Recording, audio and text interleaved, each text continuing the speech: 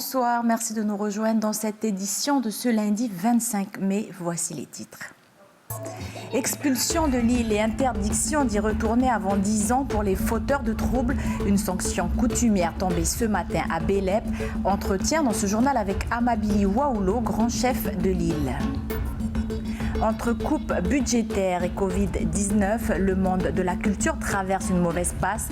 Nous lui consacrons cette semaine notre feuilleton. Dans chaque épisode, vous verrez comment certains artistes tentent de garder la tête hors de l'eau. Ce soir, nous allons à la rencontre d'une artiste conteuse, Julie Dupré. Quand se réinventer prend tout son sens, un reportage à la fin de ce journal.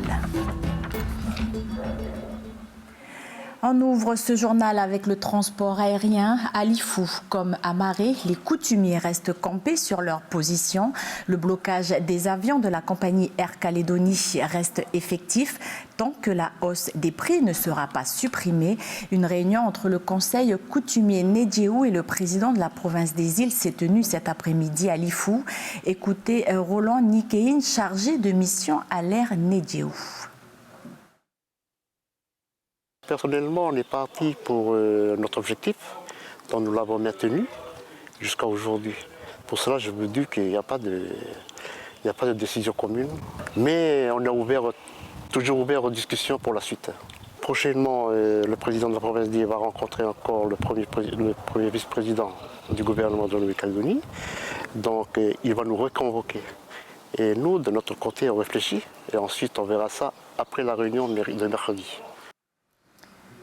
Mercredi, donc, une rencontre se tiendra entre la province des îles et le cabinet de Gilbert Thuyenant, membre en charge du transport au gouvernement. La situation, bien sûr, de la compagnie locale Air Calédonie sera évoquée. Autre actualité, à Belep, coutumiers et religieux tentent d'apaiser les tensions apparues depuis les violences de la semaine dernière. Une échauffourée qui s'est soldée par la mort d'un homme et plusieurs blessés par arme à feu. Depuis, sur l'île, les tensions sont vives. Une rencontre s'est tenue ce matin entre chefs de clan et la chefferie de Belep. Des décisions ont été prises à l'encontre des auteurs des faits de violence.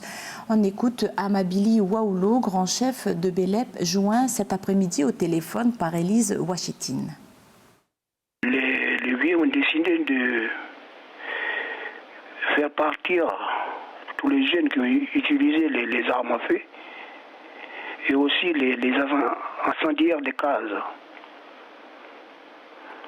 Alors la procédure peut-être va être longue à faire, mais voilà.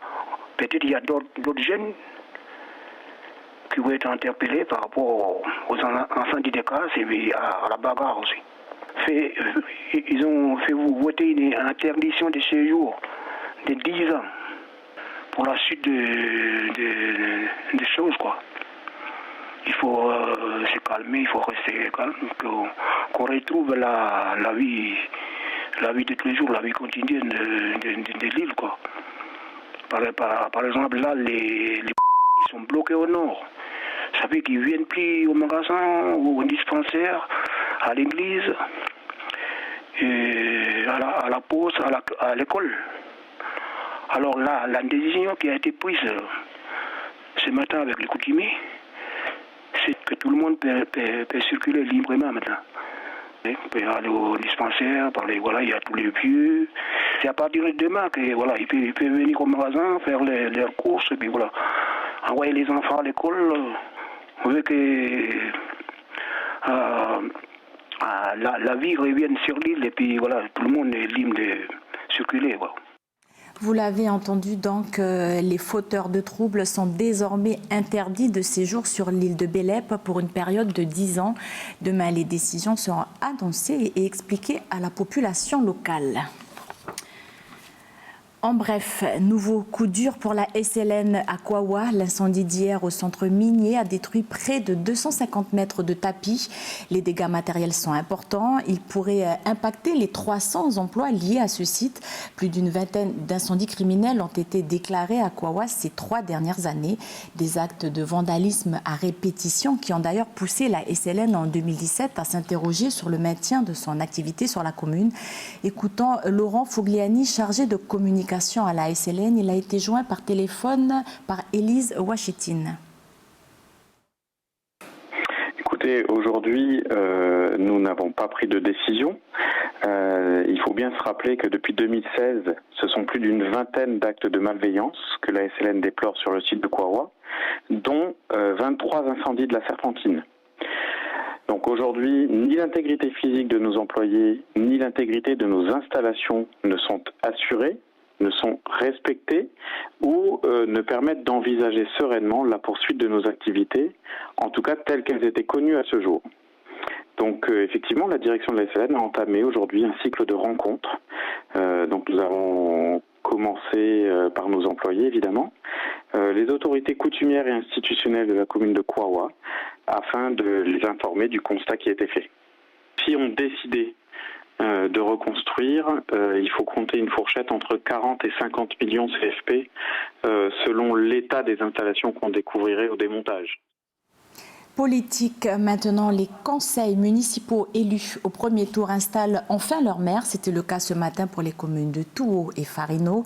Alphonse Poignine pour Touhaut et Régis Roustan à Farino ont été réélus pour 5 ans. Pour les candidats toujours en lice, le second tour est lui fixé au 28 juin prochain. Autre scrutin à venir, le référendum d'autodétermination prévu le 6 septembre prochain. Du côté des indépendantistes, un report de date est souhaité. Aujourd'hui, rien n'est encore statué. Voilà ce qu'on pouvait dire pour cette page politique. Le feuilleton de cette semaine est consacré au secteur culturel, durement touché par la crise liée au Covid-19, annulation de concerts et autres manifestations, fermeture des lieux de spectacle. La reprise de l'activité est difficile dans ce milieu déjà au ralenti. Ce soir, nous nous intéressons à Julie Dupré, elle est conteuse. Cette crise sanitaire a poussé cet artiste à développer ses autres compétences. Un épisode signé Mathieu Le Barbier.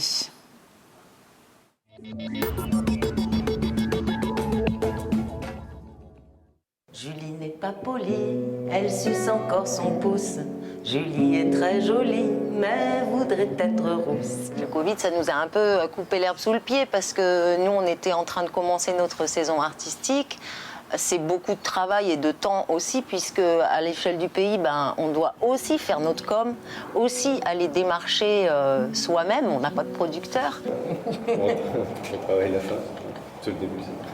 Mais là, c'était bien le rythme et tout, c'était super sympa. C'est bien, ça semble. C'était pas du tout la même chose avec les Nains. Non. Donc là, quand on a des dates calées, qu'on voit les dates qui s'annulent les unes après les autres, c'est vrai que ça, c'est un petit peu décourageant. Donc il y a eu un petit moment de flottement et puis on ne savait pas si ça allait être reporté ou simplement annulé.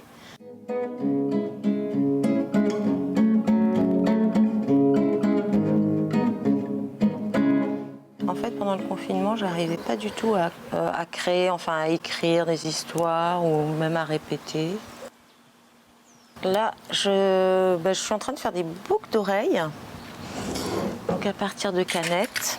Et en attendant que les spectacles reprennent, voilà, comme ça, on fait des petits marchés. Et puis, en même temps, il y a plein d'artistes qui vendent aussi, comme moi, il y en a qui font des caramels. Donc, c'est aussi des moments où on se retrouve et puis où on retrouve aussi notre public. Et après, ça va pas être possible de redémarrer pareil. Et c'est ce que je sens maintenant, c'est que il y a eu quand même beaucoup d'élan de solidarité, en tout cas entre nous les artistes. Donc il y a un mouvement qui est en train de se créer, un syndicat, des structures aussi qui sont solidaires, qui disent puisqu'on ne peut pas faire venir d'artistes extérieurs, on va récupérer ce budget-là pour vous et on va faire une programmation que locale. Et ça, moi je pense que ça va vraiment dans le sens, pas que au niveau culturel, mais dans le sens dans lequel on va être obligé d'aller, c'est-à-dire de penser tout localement. Julie sait ce qu'elle veut, elle en parle à son chat. Ils ont de drôles de jeux que ses parents n'aiment pas. Tu veux rester dessus, c'est bon? Ah oui, là, normalement, c'est celle-là au départ. Okay. Je déraille, mais... Dans votre prochain épisode, nous irons à la rencontre de Quentin Rétali, directeur du chapiteau de Nouvelle-Calédonie. L'occasion de faire le point sur cette structure itinérante et sur sa situation.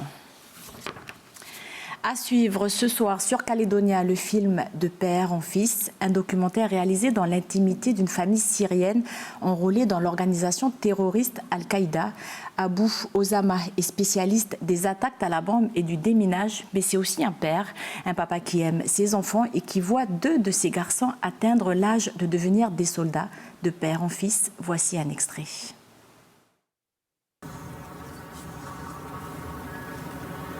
كان يخلل لحيته ولم يثبت عنه أنه دام على ذلك.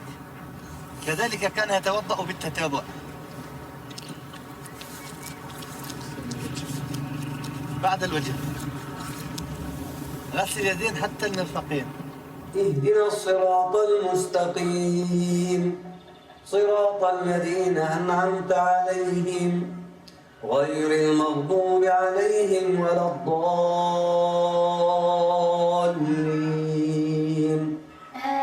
آمين قل يا عبادي الذين آمنوا اتقوا ربكم. Un film à ne pas louper sur Calédonia à 21h10.